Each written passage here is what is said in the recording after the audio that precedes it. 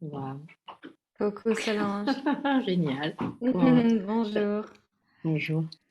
Comment vas-tu? J'allais te demander comment tu vas? Ça va, ça va. Je te Bon, remercie. tu es toute seule? Alors là, je suis toute seule. Ma fille dort à l'étage. Il est fort probable qu'on soit un peu coupé et que je doive aller la chercher et probablement lui donner un peu le biberon en même temps. Pas de Voilà, si c'est problème. pas un problème pour Non, toi. bah non, Ok. c'est la vie. Ce serait dommage que la vie soit un problème. Alors moi, je ne serais pas embêtée, mais peut-être tu entendras le petit mouton bêler puisque j'ai un agneau dans la pièce. Et c'est pas une Très bien. blague. Voilà. Génial. Et ça aussi, c'est la vie. Tout à fait, exactement. Bon, bien du coup, on lance l'histoire. Est-ce que tu as regardé un petit peu les questions que j'avais envoyées ou ça t'inspire un peu? Ouais, j'ai Ouais. regardé un petit peu, je t'avoue, j'avais Ah ouais. jeté un œil jusque-là, et là j'ai un peu plus regardé en détail ce matin, je me suis noté deux, trois petits trucs. Ouais. Mais Voilà. Mais bon, oui, ça m'a plutôt inspiré. on sait que c'est un guide et que voilà, c'est au cas où d'un seul coup on saurait plus où on en est, etc. Mais Mm. bon, on se prend pas la tête avec ça. Donc, du coup, bah, merci infiniment d'avoir accepté de te prêter au jeu. Et je voulais juste avant de démarrer resituer où on s'est connus, comment on s'est rencontrés. Donc, formation 300 heures avec Lotis Vartley. La première fois que je t'ai vue, tu étais masquée. Et Oui. je me souviens d'une chose incroyable, une question posée par une intervenante et où tu as parlé du piano et juste après j'ai parlé du violoncelle et j'ai saisi un sourire derrière ce masque. Tout à Et fait. voilà, alors que j'avais eu la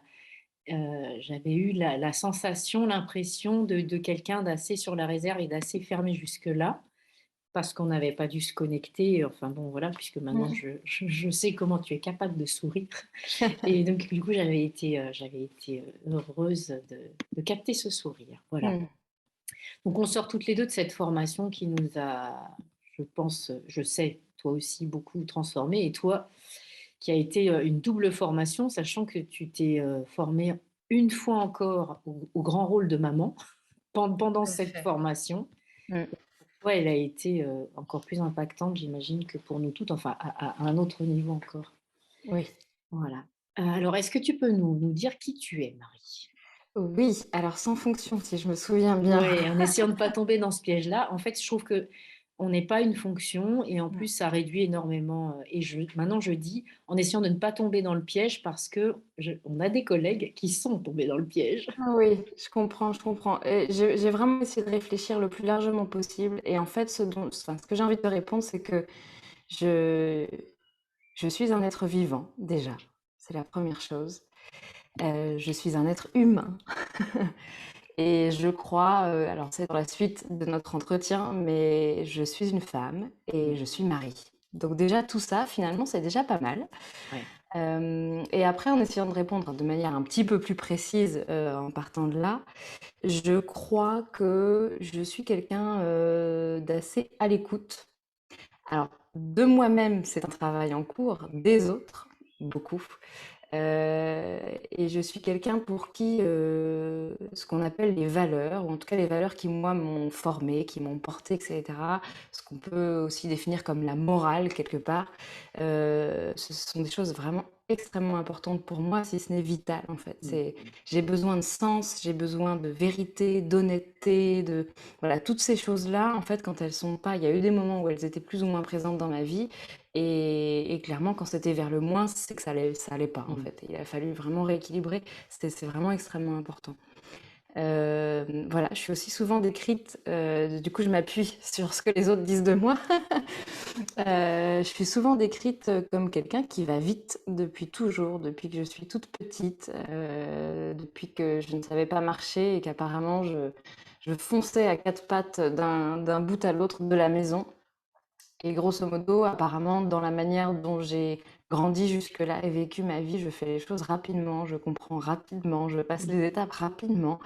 Donc, ce qui pourrait être vu que comme quelque chose de positif, mais finalement, des fois, quand on va trop vite, on se brûle un peu les ailes. Mm. Et donc voilà, j'apprends petit à petit à ralentir et à essayer de faire avec ça, mais je crois que ça me définit, vraiment. Ouais. Voilà. Ouais. Tu vas apprendre la patience, mais la vie se charge de nous faire apprendre la patience. Ouais, ouais. Oui, complètement. Alors, tout ce que tu dis à propos des valeurs, est-ce que ça vient nourrir une mission dont tu penserais être investi? Et quand je dis mission, attention, je ne suis pas perchée du tout. Moi, je pense avoir une mission et Mmh. j'aime vraiment incarner ce rôle-là et je pense qu'on a tous quelque chose à contribuer. Mais moi, je pense comme ça. Est-ce que toi, ça fait écho quelque part et est-ce que tes valeurs viennent nourrir ça? Alors, les valeurs viennent le nourrir, c'est sûr. La mission est pas forcément très claire pour moi et je pense que ça, finalement, ça se met en place avec l'enseignement du yoga. Mmh. Mais je crois qu'il y a vraiment quelque chose dans l'idée d'aider les autres, d'apporter mon expérience aux autres, de la partager, d'essayer d'avancer ensemble pour être mieux ensemble dans un monde, espérons-le, un peu mieux. Enfin voilà, il y a quelque chose autour de tout ça. Après, c'est très vague, c'est pas défini, c'est pas clair. Et je comprends ce que tu dis sur le côté, c'est pas que je sois perché. Je trouve pas ça du tout perché, mais c'est vrai que c'est une question extrêmement difficile Mmh. et j'en ai pas du tout les contours clairs pour pouvoir te répondre précisément. Mmh. Oui, oui, j'entends bien. Mais oui.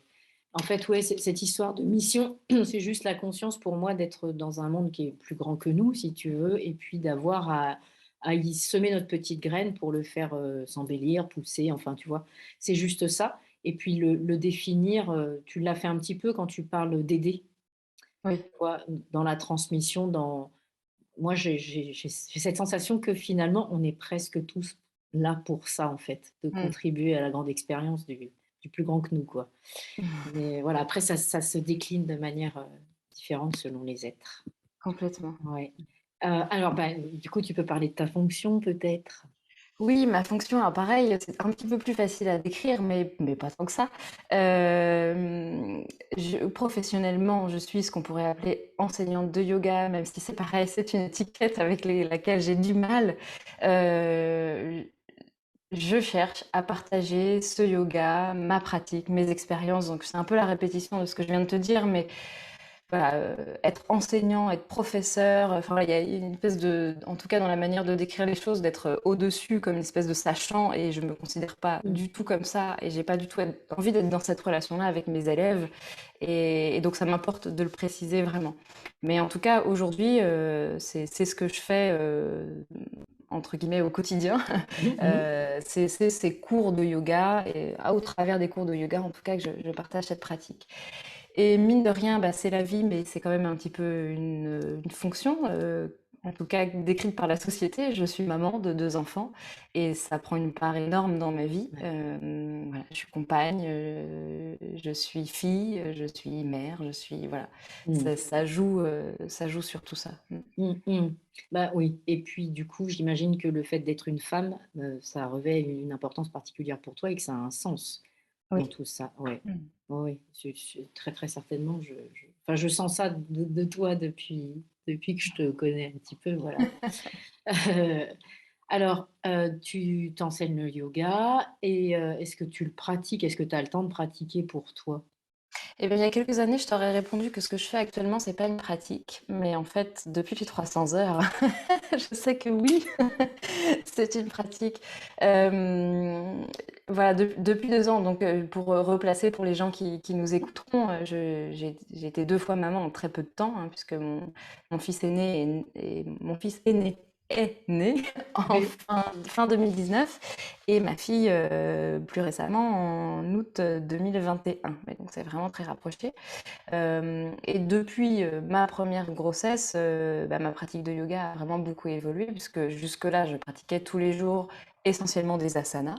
Mmh mh. Et en fait, c'est un peu avec les grossesses et surtout la dernière, j'ai beaucoup, beaucoup évolué, et en fait, là, aujourd'hui, je ne pratique pas d'asanas. Je pratique, un tout petit peu de kriya.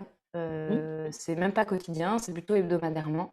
Et par contre, j'essaye vraiment, dès que possible, c'est presque tout le temps en fait, d'être dans une espèce de connexion au souffle, d'être dans une espèce de connexion à mes sensations déjà corporelles, si ce n'est plus.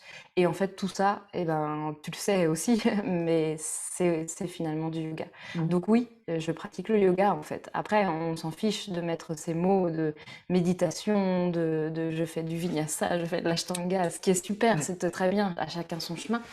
Mais là, actuellement, je ne peux pas dire que je pratique des asanas de manière vraiment très très assidue. Mmh.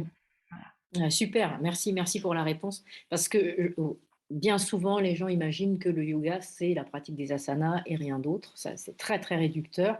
C'est un des membres. Il y a énormément d'autres manières de pratiquer le yoga. Et moi, j'ai envie de dire, ce qu'on est en train de faire, c'est aussi la pratique du Mm. yoga. C'est de l'écoute, c'est de l'enseignement. Moi, j'apprends en t'écoutant. Et ça fait partie aussi du yoga, donc super, super. Ah oui, alors toi, je me souviens de ton passage, parce que j'ai eu la chance de le pratiquer, alors qu'il y a beaucoup de passages que j'ai pas pu pratiquer, où tu avais fait un gros travail sur le souffle. Oui. Et du coup, tu dis, la conscience du souffle, tu l'as dans ta journée. Est-ce qu'il y a des moments où vraiment tu t'arrêtes pour avoir, les sensations qui sont associées à ton souffle? Est-ce que tu as vraiment cette pratique-là? Oui, complètement. Ouais. Pour être honnête, donc c'est pas évidemment, ça peut pas être en permanence. J'ai ma vie de maman, j'ai ma vie mais tu vois, pour te donner un exemple très, très concret, là, en ce début de semaine, il y a eu, hem, un événement qui a un peu ébranlé, ma vie de maman, il s'est trouvé qu'on a dû retirer nos enfants, de la crèche dans laquelle ils étaient, puisqu'on s'est rendu compte qu'il y avait un mal-être qui s'était développé, qui était vraiment très, très gros. Et donc j'ai eu bah, c'est ces moments où j'étais en voiture et où en fait j'allais les chercher et il fallait vraiment que j'aille les sortir de là, tu vois, il y avait ce truc où, avec le stress qui montait, je savais qu'ils étaient là-bas, qu'ils allaient très mal, que mon fils était en train d'hurler depuis 1 heure, etc. Et en fait, bah, typiquement, dans ce moment-là, de me dire, ok, là, ça sert à rien, t'es en train de monter. Et en fait, de juste revenir à ça. Et Mmh. juste revenir alors que je suis en train de conduire, que je sais que c'est la panique, que je vais arriver et que ça va être l'explosion totale et que toute la soirée, ça va être une décharge émotionnelle pas possible pour mes enfants. Et ben là, j'inspire, j'expire au niveau de mon nombril, dans mon corps. Qu'est-ce que ça me fait? Qu'est-ce que je sens? Et c'est pas, ça règle pas tout, évidemment. C'est pas, il y a pas, c'est pas une espèce de baguette magique comme ça. Mais ça permet de me rendre compte, oh la vache, mais en fait, j'ai le haut du dos qui est dans une tension extrême, j'ai hyper mal. Mais en fait, là, jusque-là, je respirais pas. Enfin, tu vois, toutes ces Mmh petites mh. choses-là. Et où, en fait, de un tout petit peu ramener de la conscience, ramener de la présence et ah, tout va bien, ça va passer, Mmh. on va y arriver. Et voilà. Ouais, super, super, oui, oui. On oublie en fait qu'on respire parce que c'est la chose la plus naturelle qui soit et en fait non, c'est pas naturel. La respiration, elle se produit, on va dire, mais c'est pas naturel de ressentir les choses, d'aller les chercher, d'aller les chercher puis cultiver ça, c'est pas naturel du tout. Donc ouais, Oui. c'est une discipline, c'est vraiment une discipline qu'on oublie Et complètement de ouais, pratiquer et j'ai envie de dire le souffle, c'est la seule chose qui soit vraiment présente en fait. Tout le reste, c'est le mental, donc c'est le passé ou le futur, c'est des projections, mais ça c'est ça. n'existe pas. La Mm, seule chose mm. qui soit réelle, c'est ça, donc bah, oui, c'est primordial. Super, merci beaucoup. Alors, donc dans tes cours, tu vas beaucoup pratiquer ça aussi ou bien quelle forme de yoga tu as toi, en tant qu'enseignante? Alors, j'enseigne, jusque-là, j'appelle ça, ou en tout cas, c'est sous l'espèce d'étiquette de Vinyasa Mmh. yoga. Ça évolue, c'est pareil, c'est depuis ces 300 heures, c'est depuis cette grossesse, c'est depuis cette année. Donc, il y a ce truc de Vinyasa, il y a une énorme importance des kriyas maintenant. Je fais plus de cours sans kriya, ils sont au moins au début du cours, si ce n'est mêlés dans le cours Mmh. également, donc la présence de ce souffle. Et en fait, j'ai même presque du mal à enlever cette notion de souffle dans les cours. Enfin, c'est une, si c'est pas la trame, c'est au moins un des piliers essentiels de chacun de mes moments de cours. Mmh. Mm. Ouais, ouais. Donc voilà, après je reste sur une forme qui est de yoga dynamique, avec cette idée du vinyasa krama, donc d'avoir une posture pique sur laquelle je travaille, que tout ce qu'on va faire dans la séance mène progressivement vers cette posture pique. Ou alors je commence à mêler de temps en temps, ça va être un peu moins la posture pique, même si j'essaye d'en choisir une notion philosophique, ou alors un point bien précis que je veux faire travailler ou amener en lumière à mes élèves. Mais ouais, toujours avec cette notion du souffle. Comme tu disais tout à l'heure, finalement, il est là en permanence. Mm.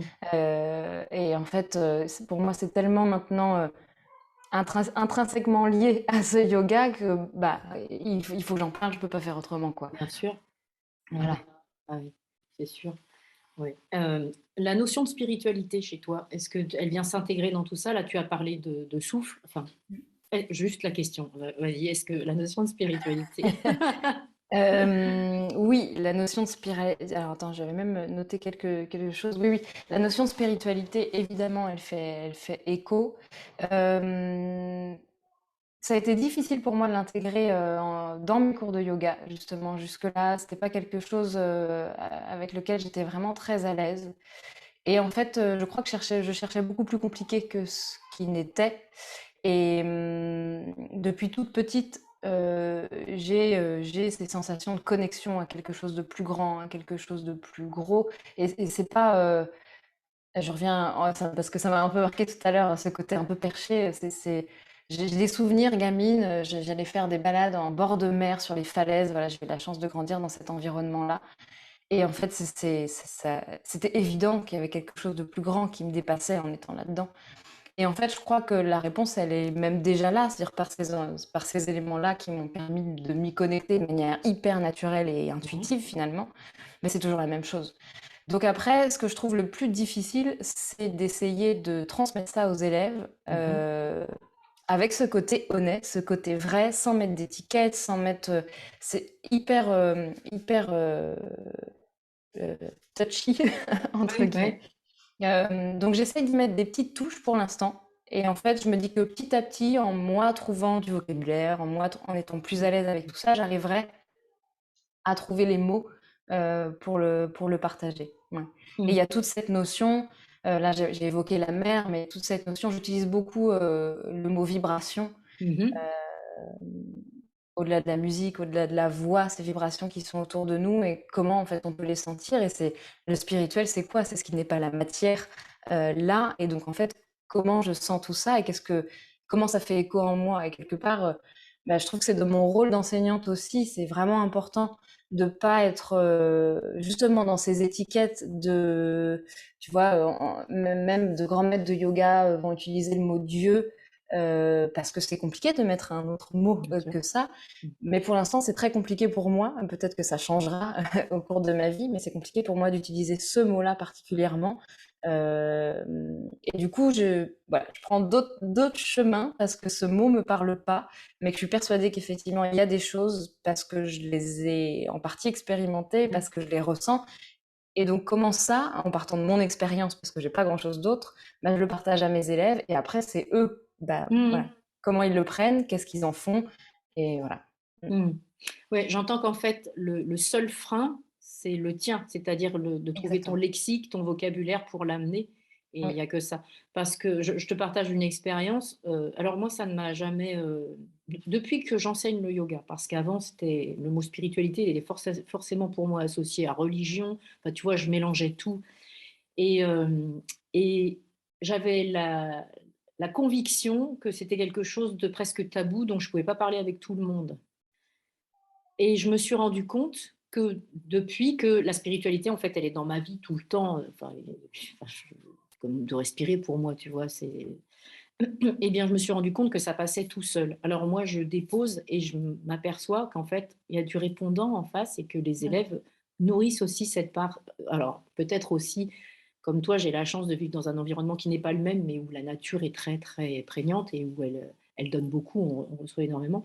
Et du coup, les gens qui viennent au cours, eh ben, ils sont aussi dans cette Mm. nature, dans beaucoup de choses qui sont impalpables, même si un arbre, c'est visible, ce qui émane de l'arbre, ça ne l'est pas. Donc, et je me rends compte qu'en face, il y a beaucoup de répondants, il y a beaucoup, beaucoup d'échanges. Ouais. Donc, Mm.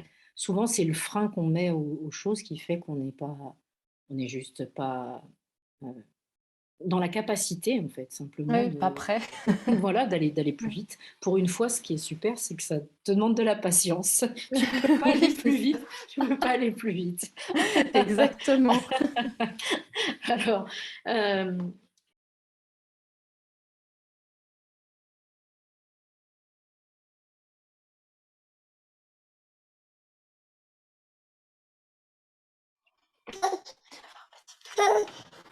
Oh oui, quoi? Alors? Mais oui. Je suis avec Solange. On discute un petit peu et toi, tu vas pouvoir prendre ton biberon pendant qu'on continue notre petite conversation. Voilà. quelle Coucou chance Solange. on a! Oh là là! Mais oui. Ah! Ah oui, alors je peux dire que je la connais pour l'avoir déjà vue, mais je ne la reconnais jamais, Ah ben oui, car parce elle est à que l'âge magique où ça change tous les jours. exactement. Ah, formidable. Alors, je fais juste ma Ah petite oui. tambouille. Tu as complètement cessé de l'allaiter? Non, pas complètement. Là, je suis en sevrage doux, D'accord. naturel. Voilà, ça se fait tranquillement. Mmh. Et en fait, je suis dans une phase une Phase? phase, pardon, où ma fatigue et mon état général font que de toute façon, ça devient trop compliqué. Et en Ouais. fait, elle a pas assez. Enfin, Oui, j'arrive pas bien tu sûr. vas avoir le nécessaire. Donc, voilà. Et puis, en fait, je crois que ça lui va bien parce que ça va plus vite et qu'il y en a plus et Exactement. que ça demande moins d'efforts. Mais à un moment Oui, donné, bon, la bouffe, c'est important. Donc, carrément, carrément. C'est top.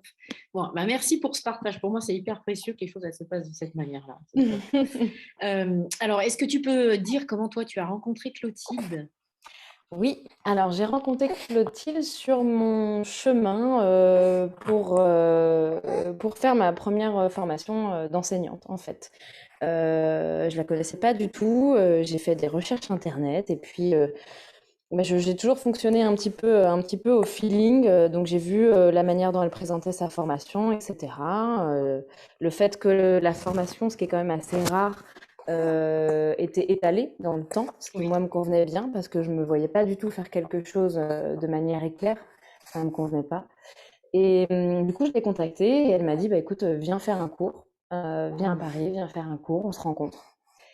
Et ce cours a été une espèce de révélation. Je me suis dit, mais en fait, mais j'ai jamais pratiqué comme ça. Mais il y a un truc là qui est pas comme ailleurs quand même. J'ai oui, jamais ressenti ça, j'ai jamais, voilà. Et du coup, c'était évident pour moi finalement. En fait, c'est rigolo parce que j'avais échangé avec quelques autres formateurs sans aller jusqu'à la rencontre.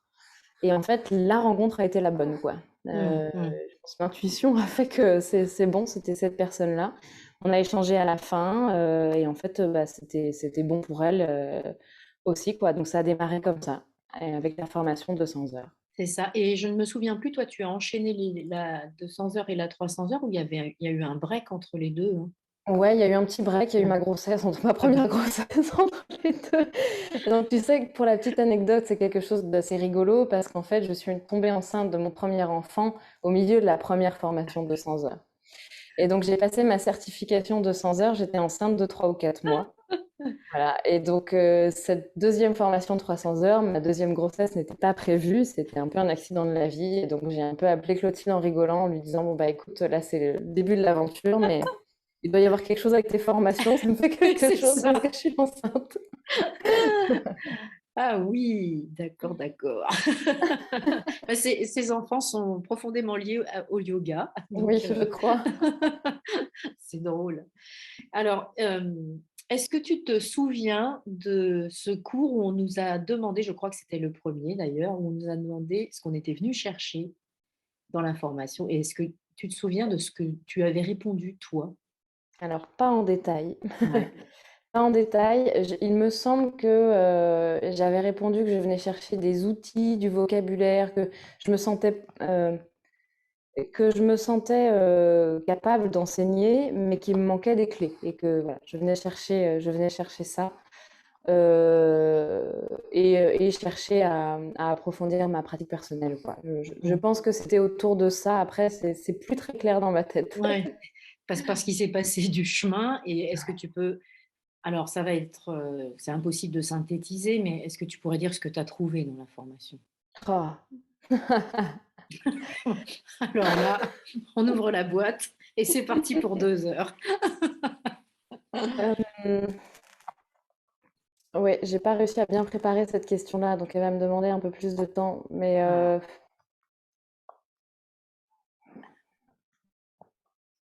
beaucoup de temps. mais c'est Pardon, parfait. j'arrive. Tu vois, la patience, moi j'en ai, ça va. C'est ça. Bah, en tout cas, si, il y a quand même quelque chose, mais c'est aussi lié à cette grossesse finalement qui est arrivée. Mais la formation m'y a aidé, c'est sûr. Euh, j'ai trouvé comment avancer, comment pratiquer en étant déjà contrainte physiquement, Mhm. en étant dans un état émotionnel quand même particulier, Oui, bah oui, oui. complètement à vif et à fleur de peau. Parce que moi, mes 2 grossesses ont été très compliquées et enfin à vivre. J'ai pas eu de soucis particuliers, mais c'était vraiment très fort et pas simple à vivre. Et en fait, oui, bah oui, je sais, Anna, mais c'est la vie, c'est la vérité, ma puce. Mais ouais, j'ai été assez surprise de moi-même finalement à la fin en me rendant compte que j'avais traversé tout ça sans me faire mal. J'ai toujours été quelqu'un, on n'en a pas trop parlé jusque-là, mais en fait, dans mon approche du yoga, dans mon approche du corps, etc., où je cherchais des sensations fortes, mais c'est-à-dire toujours plus loin, parce que je croyais que c'était cette direction-là qu'il fallait. Et d'ailleurs, ce premier cours que j'avais fait avec l'outil, quand je l'ai rencontré, je m'étais dit, mais c'est un truc de malade ce que j'ai fait avec mon corps. Et j'en ai parlé avec l'une des collègues de formation sur la fin, là, c'est qu'il y avait cette chose à la moindre indication de Clotilde, je le faisais, mais j'étais déjà 3 kilomètres devant, quoi. Donc, je finissais avec des courbatures pas possibles. J'étais, je pense, la seule à être à ce point-là en sueur sur mon tapis, enfin, dans une concentration extrême et quelque part un peu dans ce côté en force, tu vois. Et cette grossesse, ces 300 heures, cette formation m'ont appris à rabaisser le niveau Mhm. et comprendre qu'en fait, oui, il y avait un peu de ça, mais qu'en fait, c'était à doser très largement avec plein plein d'autres choses. Et ça, c'est une sacrée leçon. Mhm. C'est vraiment une sacrée leçon. Et après, j'ai trouvé dans cette formation évidemment des tonnes d'autres choses. Justement, je crois des clés pour mieux comprendre, mieux me comprendre moi, mieux comprendre ma relation à cette spiritualité dont tu parles, même si c'est pas facile d'en parler encore, mais il y a toutes ces choses-là. Mieux comprendre ce que je cherchais dans cette pratique du yoga et comment je voulais y évoluer, comment je voulais le pratiquer, comment je voulais, voilà, tout ça. Et finalement, ces choses-là initiales de oui, trouver des clés pour mieux enseigner, pour avoir un meilleur vocabulaire, sont là, mais c'est presque secondaire finalement. Enfin, ouais, je crois. Je sais pas si ça te va En comme fait, réponse. bah, ta réponse est la bonne puisque c'est la tienne. Mais Oui. en fait, ça fait très fort écho, Mm. vraiment, parce que moi, je me souviens être partie en me disant que j'étais ouverte et je venais juste faire une formation. Je ne savais pas du tout ce que j'allais chercher parce que j'allais découvrir. Donc, du Mm. coup, je ne savais pas voilà, quoi attendre. Mais je suis comme toi, on ressort de là juste transformé, on a cheminé dans notre propre vie, ça va nous permettre d'enseigner notre yoga et c'est juste ça que je trouve moi phénoménal et qui m'a donné envie en fait d'enregistrer ces podcasts, c'est que chacune a eu la possibilité de s'exprimer et de devenir plus, presque j'ai envie de dire, puissante dans ce qu'elle est personnellement. Mm. Et pourtant, on a suivi la même formation. Mais c'est venu nourrir chez chacune de nous ce qui était là et qu'on va pouvoir transmettre. Et Mm. je trouve que toutes les formations devraient être comme ça, mais c'est pas toujours comme ça que ça se passe, même pas du tout. Et je pense que c'est quelque chose qu'on doit justement à la personnalité de Clotilde, qui a aussi cette faculté de distribuer facilement et du coup de faire venir des personnes. Tu vois, l'intervention de Shirley, c'est juste. Moi, j'ai adoré. Le corps, on parle du corps, tu vois, je comprends très bien cette notion de je vais me faire mal, je vais chercher. Ah oui, la transpiration, les gouttes sur le tapis alors que tu es en train de faire un guerrier, quoi. Pourquoi? Mais pourquoi? Mais oui, on a eu des intervenants incroyables et qui sont venus, nourrir vraiment ce qu'on est, profondément et donc ouais, c'est une incroyable formation, incroyable. Oui. Ouais. Et il y a cette notion, je crois, en ressortant aussi, d'être beaucoup plus en paix avec ce côté légitimité. J'ai souvenir, avant le début de la formation, ou même au tout début de la formation, sur ces premiers mois, où je me demandais un peu pourquoi j'étais là, en fait, face à ces élèves, et qu'est-ce que je pouvais leur apporter. Et tu vois, on entend quand même beaucoup il n'y a pas que ça évidemment, mais il y a souvent ces échos, une espèce de recherche de vrai yoga et le yoga c'est comme ci, c'est pas comme ça, et ça devrait être comme ci, et ça devrait être comme ça. Oui, d'accord, ok. Et en fait, je crois que je suis beaucoup, beaucoup plus en paix avec tout ça. Et qu'en fait, j'ai l'impression que c'est un peu de la perte d'énergie, ce genre de Mmh. choses. Mmh. Et qu'en tout cas, j'ai pas envie d'y participer. Et, et que voilà, finalement, on est comme dans plein d'autres domaines, comme dans plein d'autres pratiques. Euh, il n'y a pas une manière de faire, il n'y a pas une vérité, il n'y a pas. On est là, on expérimente ensemble, on partage, on avance, on évolue, on se trompe, on se blesse, on se relève, enfin, tu vois. Mmh. Mmh. Et ben, on avait un tout petit peu échangé, même si c'était juste deux, trois mots sur cette histoire de musique. Mais Mmh. pour moi, ça fait beaucoup écho à ça. J'ai grandi un petit peu avec la musique quand même, ça fait partie de moi. Et ça fait vraiment écho à tout ça. C'est-à-dire qu'il n'y a pas une musique, il n'y a pas une manière de faire la musique, il y a pas. Et pourtant, on pourrait dire comme le yoga que ça remonte à des millions Mmh. et Mmh. des milliers d'années et qu'il y aurait une bonne manière de faire. Et pour moi, c'est justement l'exemple parfait, c'est que bah, si on compare, non, il n'y a pas, il y a pas. Donc Mmh. arrêtons de nous fatiguer et C'est de ça. nous taper les uns sur les autres Non, c'est pour vrai. se dire qu'il faut faire de telle ou telle manière, quoi. Mm. Mmh. Cette notion de musique et puis, de notes et de notes justes et de notes fausses aussi. Oui, Ça alors pour complètement. moi, c'est un alors moi, en plus violoncelliste, c'est très vite tu joues faux, et dès que tu montes dans l'aigu, ça devient grave, c'est faux. Enfin moi, je l'ai entendu, beaucoup et Mm. en fait, moi, je pars du principe qu'il y a pas de fausses notes. Oui, il y a des accidents, mais il y a pas de fausses notes. L'accident, il est là pour, te dire quelque chose. Techniquement, il faut continuer à chercher, à expérimenter et c'est pas une fausse note, tu l'as produite, tu vois? Et Mm. dans la pratique du yoga, je trouve que c'est ça aussi. On est toujours tout en train d'expérimenter. Tu parlais de ta grossesse qui a fait évoluer ta pratique, même des asanas, mais en tant que prof, j'imagine que ça a ouvert des canaux incroyables. Tu vas Mm. évidemment Complètement. aborder, tes élèves d'une manière complètement, singulière. Je veux Mm. dire, tu as vécu des choses et même si on a été dans la même formation, moi j'ai pas vécu de grossesse en étant en formation de prof de yoga. Je n'ai pas expérimenté ça, tu vois? Alors j'ai Mm. eu des élèves pendant la formation, des élèves qui étaient enceintes, tu vois? Donc j'ai essayé de me mettre dans l'état, j'ai des connaissances et on fait pas n'importe quoi, mais je l'ai pas expérimenté, quoi, tu vois? Mm. Donc oui, c'est des cheminements. Il y a pas de fausse, il y a pas de vrai, il y a pas de fausse route. Bon, à partir du moment où on fait ce qu'on fait, j'ai envie de dire, il y a pas de fausse route à partir du moment où on croit pas tout savoir, Oui, exactement. en fait. Mmh. Tout à fait. Et je crois que plus j'avance sur ce chemin de l'enseignement, plus je me rends compte que, eh bien, je ne sais rien. C'est ça. Je ne sais rien et voilà. Il n'y a pas grand-chose d'autre à ajouter et après Ouais, ouais. c'est partagé et j'apprends tout autant de l'élève qui est en face de moi au moment Mmh. que ce que j'essaie de lui apporter. C'est pas parce que je lui dis quelque chose que j'ai, d'une manière ou d'une autre, raison. Donc, Mmh. Ouais. ouais. Ouais, je trouve ça super d'ailleurs. On a beaucoup de chance, je trouve, beaucoup. Alors, on aurait pu commencer par ça, mais on va continuer par ça. Est-ce que tu peux nous dire un peu ton parcours? Comment tu es arrivé là? Oui. Euh, je vais essayer de prendre des choses très factuelles. Donc moi, j'ai fait un collège avec option musique. Enfin, option musique, c'était même plus que ça. Je sais plus comment ça s'appelait. Avec horaire aménagé Ah, musique. horaire aménagé, J'avais oui. euh, Ouais, ouais. j'avais vraiment moins d'heures de cours pour aller au conservatoire. Donc ça m'a quand même construit. Ça fait partie de mon parcours. Mmh.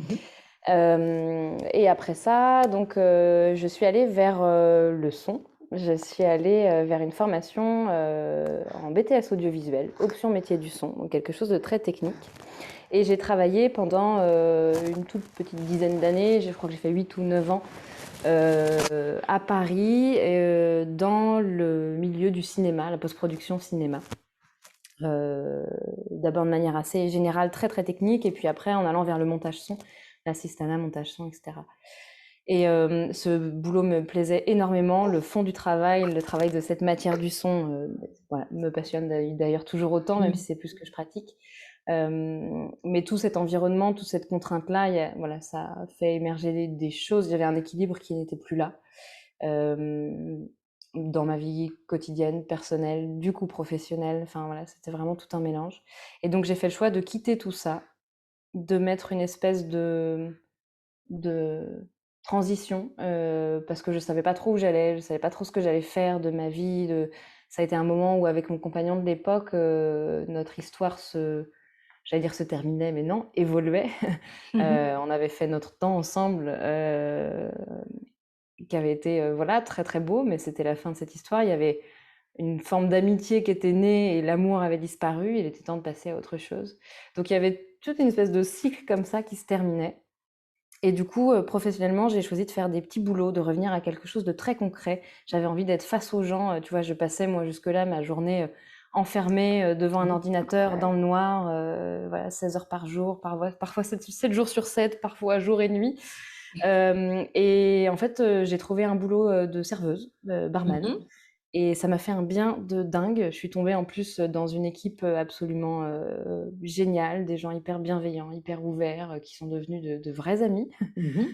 Mais je savais que c'était un temps vraiment, enfin, que c'était temporaire, que ça allait pas être ça toute ma vie, que ça allait pas me correspondre. Et c'est assez rigolo parce que je me demandais un peu en fond ce que j'allais faire, comment j'allais le faire, etc. J'avais rencontré l'homme avec qui je partage ma vie aujourd'hui, avec qui j'ai des enfants. On en parlait régulièrement. Je savais vraiment pas, je voyais pas, je voyais pas. Et moi qui fais pas d'insomnie, je me souviens de cette nuit où je ne dormais pas et je regardais le plafond et je me disais mais qu'est-ce que tu vas faire? Mais c'est quoi? Et en fait, ça a été vraiment une espèce de pop de me dire mais Marie, mais tu pratiques le yoga tous les jours, c'est ça qui te fait tenir, c'est ça qui te fait être, qui te fait du bien, qui... Mais en fait, c'est vers ça qu'il faut aller. Il n'y a pas d'autres questions à se poser. Et donc, à partir de là, bah, j'ai cherché les formations. Et à partir de là, j'ai rencontré Clotilde. Et Waouh, voilà, je me suis reconvertie, quoi. waouh. Ah ouais, oui, c'est un chemin. T'arrives pas de la gymnastique.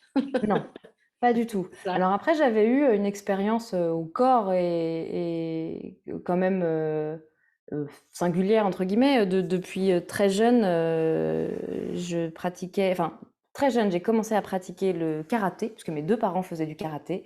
Et pas qu'on ait été obligé de faire la même chose, mais en fait, ça s'est fait C'était assez culturel. naturellement. J'ai demandé à le faire, comme mon frère, comme ma sœur, et on était la famille de karatéka.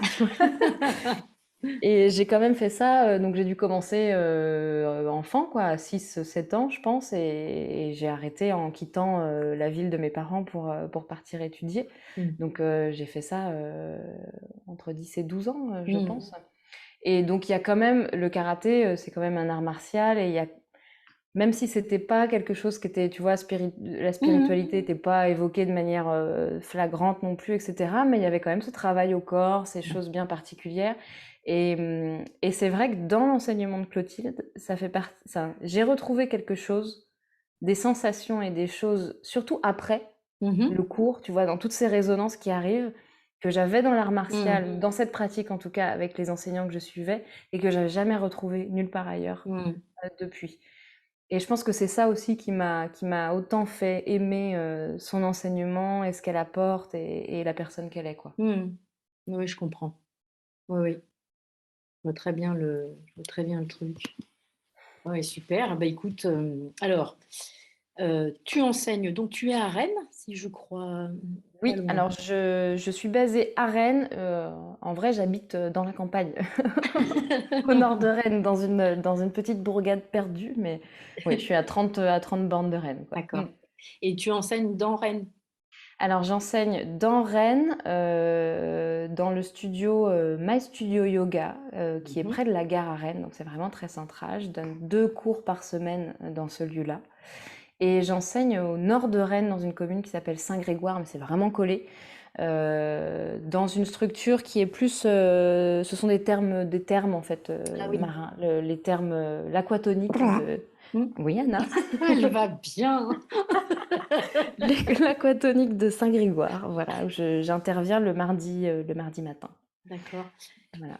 Alors, et ça, c'est ce que tu fais en présence, mais j'ai vu, parce que je te suis sur Instagram, que Oui. tu développes quelque chose et que là, ça a pris un tournant. Alors, j'ai eu la sensation que ça prenait le tournant justement pendant cette formation et que tu t'étais fait accompagner pour vraiment développer quelque chose de plus personnel, on va dire, encore que ce que tu fais. Et tu peux en parler? Oui, complètement. Alors c'est en projet, c'est en cours, c'est en chantier. J'ai démarré, j'ai posé des jalons, mais ma vie de maman notamment Mm. fait que les choses prennent plus de temps que ce que je voudrais. On en revient à ce travail de patience.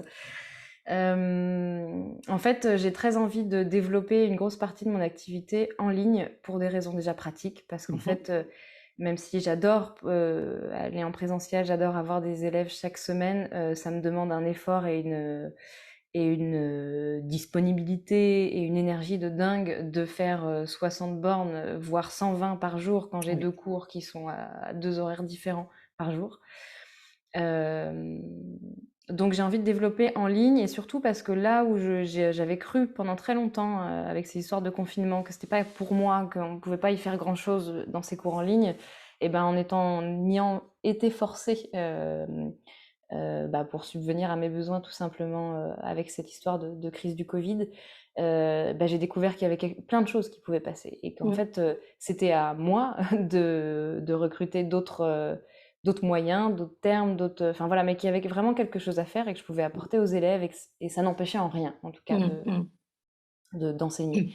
Et donc j'ai vraiment envie de développer ça, et je pense, autour de vraiment de plus en plus de la pratique qui m'anime au mieux. Donc ce mélange de Vinyasa et de Kriya Yoga, parce que c'est vraiment ça. Et donc après l'idée c'est d'essayer quand même d'avoir non pas une espèce de cours qui revient toutes les semaines et où les gens vont et viennent Mm. quelque part, mais plus Mm. des cycles, Oui.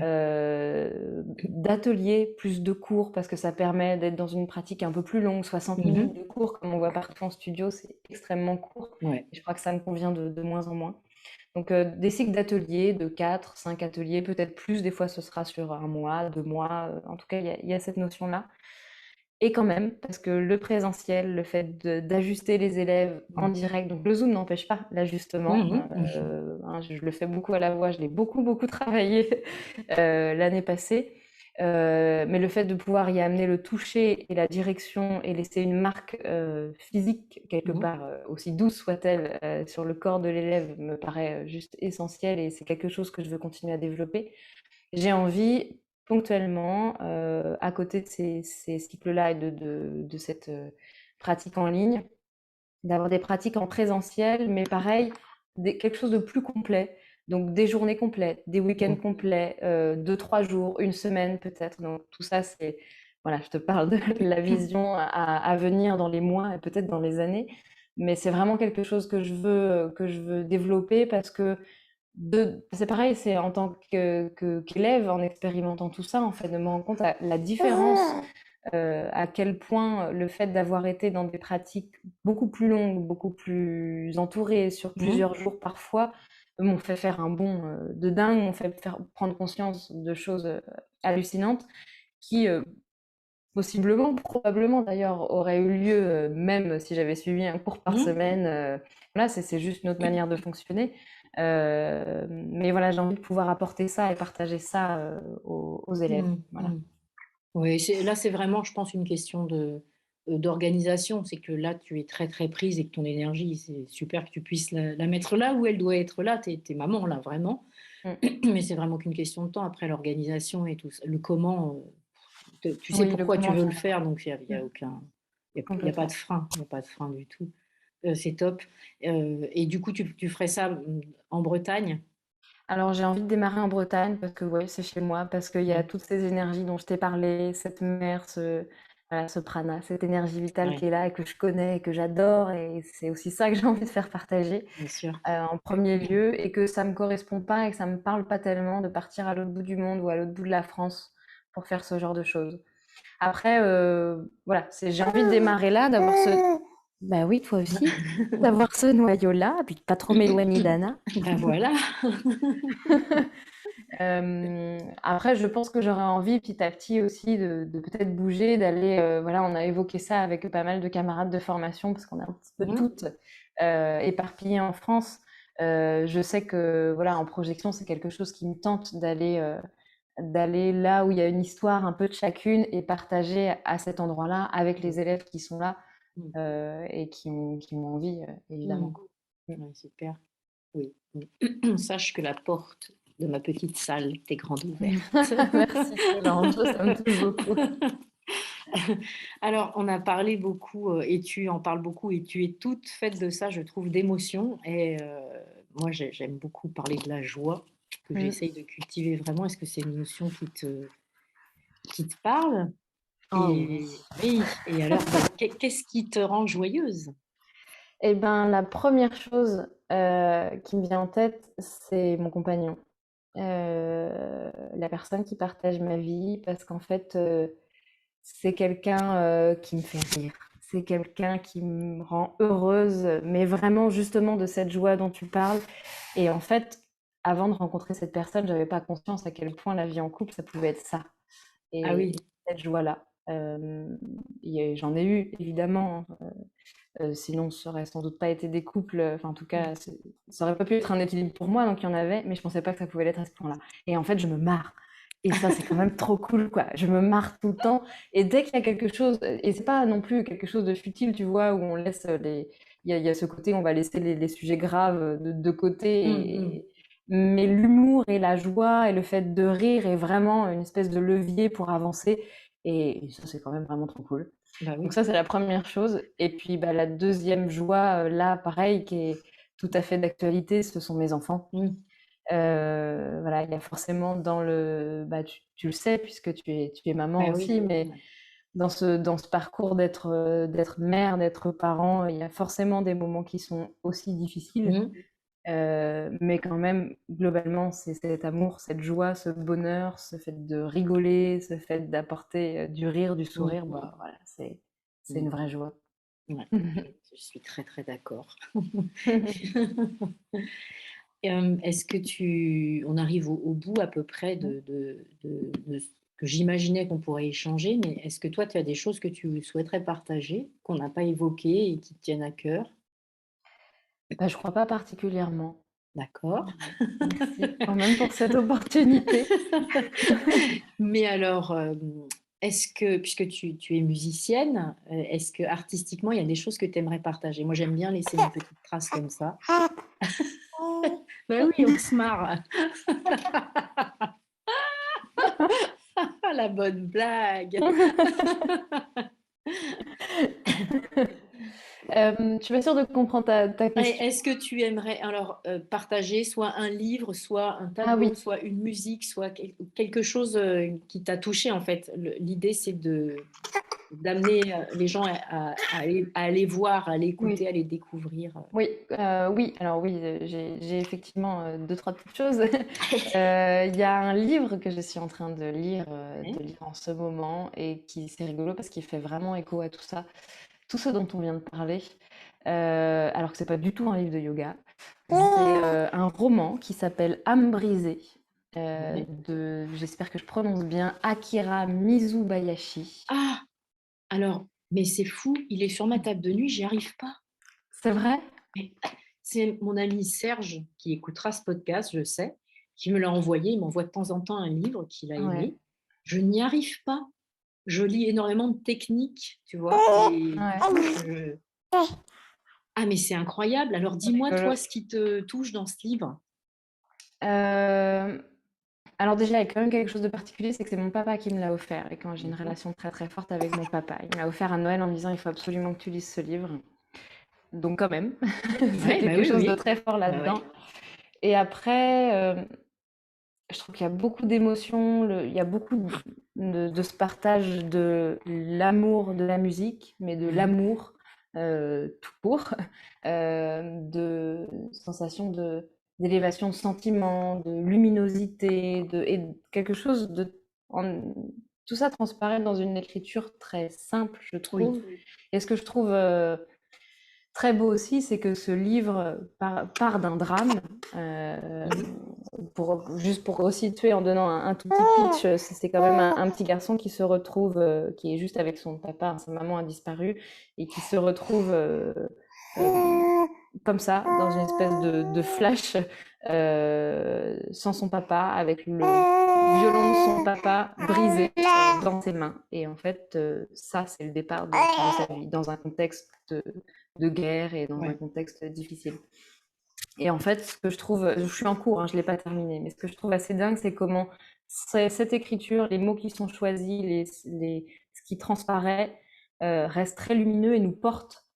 Alors qu'on part de ce drame et de cette chose hyper lourde et qu'il y a quelque chose, tu sais, j'ai ce sentiment, c'est comme quand il fait un peu froid chez toi, c'est l'hiver ou c'est la fin d'hiver comme en ce moment, puis un rayon de soleil dehors et tu ouvres la fenêtre et tu sens à la fois cet air hyper vivifiant, hyper bon et en même temps la chaleur du soleil. Et ben Mhm. j'ai un peu l'impression que c'est comme si on ouvrait cette fenêtre doucement et qu'il y avait ces choses-là qui émergeaient.